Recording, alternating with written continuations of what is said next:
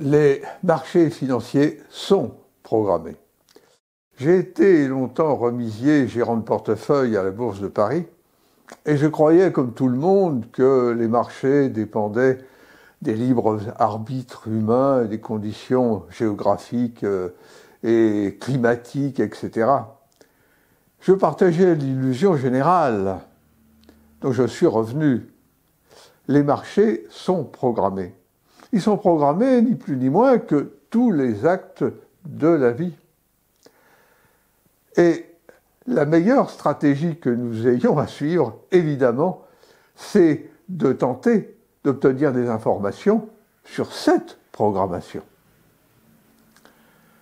Je vais diviser la vidéo en 3 parties. La première partie, les origines et les buts de la programmation. La seconde, les préconitions qui constituent la preuve de la réalité des programmations. Et troisièmement, tout simplement, comment accéder à ces programmations.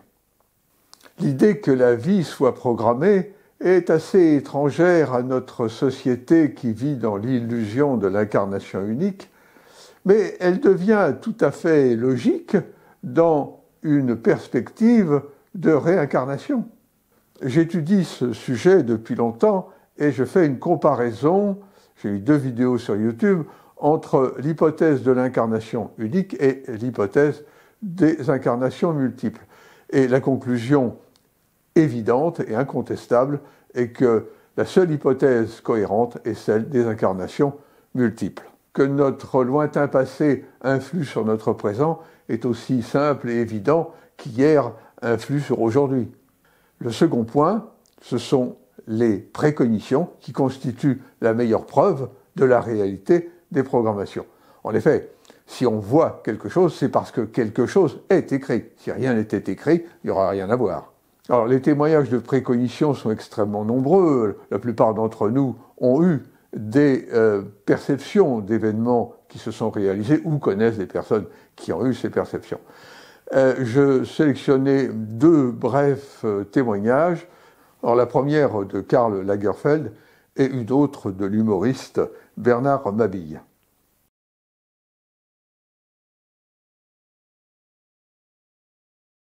Quand j'avais 18 ans, avec Yves, on est allé voir une voyante qui s'appelait Madame Zerakian, qui était très populaire. Ensemble? Vous avez été la voir? Oui. Ouais. Oui, bon. Je ne sais même pas s'il y avait déjà Pierre Berger, hein. Je ne me rappelle pas très bien. Elle habitait rue Maubeuge, dans un entresol en faux Louis XV. Elle était turque d'origine, avec des grands yeux turquoises, une femme énorme, mais fascinante. Et tout ce qu'elle m'a dit est arrivé. Mais c'est incroyable. Je ne sais pas trop ce qu'elle a dit à Yves, c'était moins gai à la fin. Bon, elle a eu raison de ce côté-là. Et la voyante, elle vous a dit quoi? Attendez, alors elle m'a dit, votre succès c'est à venir. Je vois tout multiplié par des milliers d'exemplaires dans la mode. Ça veut dire le prêt-à-porter, mais à l'époque, elle ne savait pas formuler, elle ne connaissait pas ce mot, ni rien. Bon, je vois des livres et des livres et des livres. Et des images et des images et des images. Ça ne me disait pas grand-chose, bon. Et elle m'a dit tout ce que j'ai fait aujourd'hui, d'une façon tellement précise que c'est même effrayant dans un sens, mais tout est arrivé. D'autres personnalités comme Bernard Mabille ont un jour fait face à l'inexplicable. Durant une période de sa vie, l'humoriste a côtoyé un voyant, devenu au fil du temps un ami. Mais les dons de ce médium allaient sidérer Bernard Mabille, et notamment un soir, à leur arrivée dans un restaurant parisien. Il y avait en bout de restaurant une jeune femme et sa mère, et il me dit « Bernard, il faut aller s'asseoir là-bas parce que la jeune femme qui est sur la banquette, c'est incroyable, deviendra ta femme. » Je me dis, mais t'es complètement taré là, il y a un truc qui va pas. Donc on y va. De fil en aiguille, il se trouve que je tombe amoureux de cette jeune fille on avait 24 ans d'écart. Donc c'était vraiment totalement improbable. Et il me dit, toi, je te l'avais dit, il me dit, tu vas avoir des enfants avec elle, tu auras 3 filles. Je m'étais fou furieux, j'ai déjà 2 enfants, je vais pas quand même... Et finalement, j'ai eu 3 filles avec elle. Donc c'est quand même une belle histoire. Alors en dehors de ces témoignages, j'ai réalisé il y a quelque temps une vidéo sur la question des rêves prémonitoires, que vous pouvez donc trouver aussi sur YouTube. À ces témoignages s'ajoutent des faits issus des neurosciences, en particulier une expérience du Dr Haynes qui montre que quelques secondes avant que nous ayons l'impression de prendre une décision, celle-ci est déjà visible dans le cerveau, ce qui implique qu'il y ait un niveau supérieur de conscience qui prenne les décisions avant le moment où nous pensons les avoir pris nous-mêmes. Pour les scientifiques, nos pensées et nos émotions ne sortent pas d'un esprit immatériel, mais d'un corps, et notamment d'un organe, le cerveau. Le moindre de nos désirs, chacune de nos décisions, serait donc inscrit ici, dans l'entrelac de nos neurones, sous la forme d'un code encore mystérieux. Mais cela ne nous dit pas encore qui décide en moi. À l'école, je résolvais souvent des problèmes de maths ou de physique, juste pour le plaisir. Et j'ai réalisé que si je bloquais, ça pouvait m'aider de faire quelque chose de très différent. Et la solution surgissait dans mon esprit. Cela me fascinait. Je me demandais qui fait les calculs, qui trouve la solution du problème. À Berlin, John Dylan Haynes cherche la signature cérébrale de notre libre arbitre.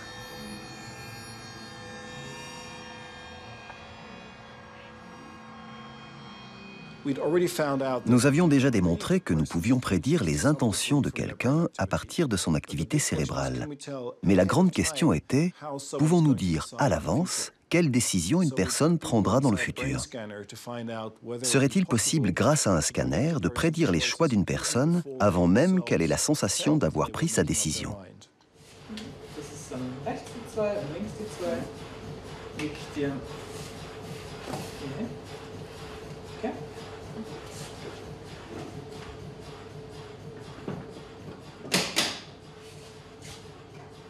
C'est une expérience très simple. Ils ont deux boutons, un à gauche, un à droite.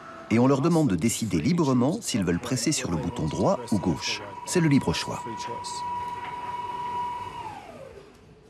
Pour être sûr de tester une situation totalement libre, le chercheur propose une alternative extrêmement limitée. La personne appuie sur des boutons qui ne déclenchent rien. Et elle dispose d'autant de temps qu'elle le souhaite pour se décider. La signature cérébrale de cette décision sans aucune conséquence est stupéfiante. Il s'est avéré que nous pouvons prédire le choix d'une personne à partir de son activité cérébrale jusqu'à 7 secondes avant qu'elle n'ait eu l'impression d'avoir pris sa décision. 7 secondes, un temps incroyablement long. Dans le cerveau des personnes testées, nous avons trouvé 2 régions à partir desquelles nous pouvons prédire leurs décisions. En regardant les voxels, ce sont des petits volumes qui ressemblent à des morceaux de sucre. On voit que certains voxels s'activent lorsque vous êtes sur le point de choisir le bouton gauche et que certains voxels s'activent lorsque vous êtes sur le point de choisir le bouton droit. Donc, le décryptage du signal de l'IRM nous dit quelle décision vous allez prendre. Et dans ce cas, la conscience n'a aucune influence causale sur ce qui se passe. Il se peut qu'elle garde l'événement en mémoire ou qu'elle ne serve qu'à vous informer.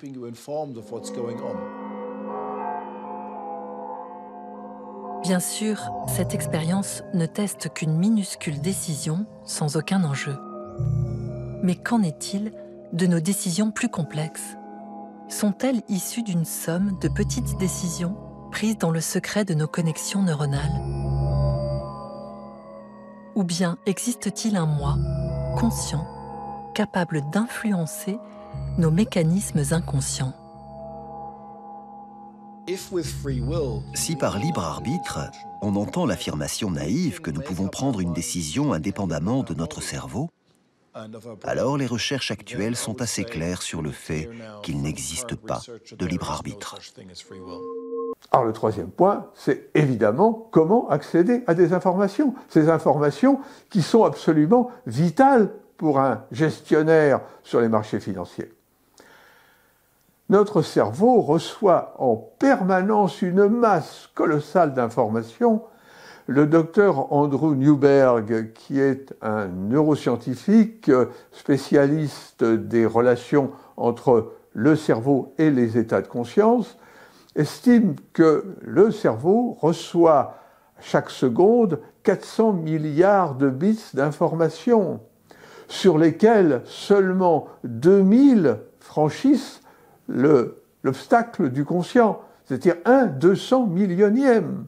Alors si, évidemment, une grande partie de ces informations serait une surcharge inutile, néanmoins, il y en a une partie qui est sûrement, elle, très utile, et qui ne franchit pas l'obstacle pour passer de l'inconscient au conscient. Alors comment est-ce que ça se passe? C'est ce qu'on appelle l'influx nerveux ou le potentiel d'action. C'est un phénomène de tout ou rien. Si l'influx est suffisant, l'information va passer. S'il est insuffisant, elle ne passe pas du tout. Et elle demeure inconsciente. Alors, il existe un moyen de mettre en évidence ces informations inconscientes. Nous allons voir un extrait d'un test réalisé par le docteur Matthias Brandt, qui est un psychologue de l'université de Duisburg-Essen, en Allemagne, qui s'appelle le test du casino. Alors, le sujet est appareillé d'un capteur électrodermal qui doit mesurer l'électricité donc de la peau, et ce capteur permet de mesurer des réactions proprioceptives, c'est-à-dire du corps physique, et nous apercevons que le corps physique, lui, reçoit une information, perçoit à l'avance si le choix qu'il va faire va être bon ou mauvais. Chacun peut imaginer l'application d'un tel système pour le trader juste avant de prendre ses décisions. Matthias Brandt est professeur à l'université de Duisburg-Essen. Il décrypte les messages de notre inconscient qui sous-tendent chacune de nos décisions, sans que nous nous en doutions. Dans le test dit du casino, des volontaires doivent choisir des cartes disposées sur 4 piles. Pendant ce temps, un appareil mesure les sécrétions de sueur de leur peau, des réactions de stress, comme pour un détecteur de mensonges. Le test comporte de bonnes piles, qui rapportent régulièrement de petits gains, mais aussi de mauvaises, où les pertes importantes sont fréquentes. Petit à petit, le sujet développe une sorte de prédilection pour les bonnes piles. Mais ce n'est qu'au bout de 80 cartes qu'il peut expliquer pourquoi. Son cerveau, en revanche, en sait plus que lui dès la 10e carte. Bien avant qu'il ne clique sur une mauvaise pile, Brandt enregistre des réactions de stress. Notre cerveau a donc 70 cartes d'avance sur nous.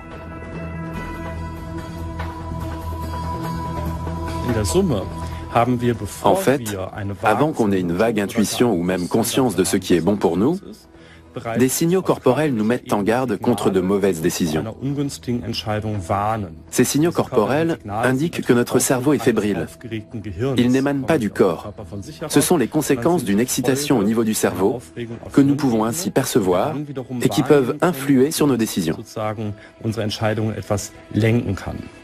Au-delà des perceptions inconscientes mesurées de manière proprioceptive, il est possible pour certaines personnes, dans un certain état de conscience, de percevoir de manière extrasensorielle des informations. Dans la vidéo suivante, nous allons voir une expérience réalisée par le docteur Norman Donn, qui est un psychologue américain, avec un sujet psy qui s'appelle Maud Christen, qui est une excellente médium. Il s'agit pour elle de deviner, de décrire en quelque sorte, une image qui se trouve dans une enveloppe fermée. Thank you.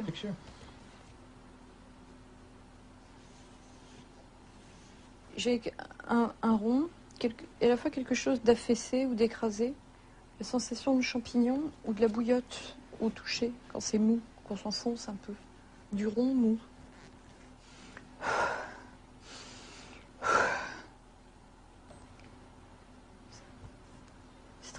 voir si c'est de l'ordre du végétal. Cette idée de quelque chose de gros avec des trous dedans, dans lequel on peut rentrer. J'ai aussi la notion de point de rencontre, comme une place en étoile, quelque chose en étoile. Ok. Oh, c'est bien. Tu vois, c'est mon étoile là. Très bien. Elle a vu beaucoup d'éléments. Ce ne sont pas des informations sensorielles. En d'autres termes, elle ne voit pas avec ses yeux physiques. J'ai pas la sensation visuelle qui, par définition, s'arrête à la surface. Je rentre dedans. C'est que je deviens ma cible.